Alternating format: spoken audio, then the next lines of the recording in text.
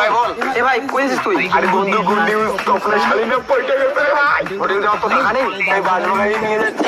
আর শোন শোন শোন বন্ধু, তোর বৌদি কিন্তু কিছু বলিস না, কেমন? ভাই বৌদি তোকে ফোন করছিল, পাচ্ছিল না কলে। আমি আবার বৌদিকে কনফারেন্সে নিলাম। তুই বাড়ি আগে আয় রে মোরা, তাই এবার গলা খুলে দিব, তারপর দড়ি লাগাই আমি ঝুলবো ফেলে।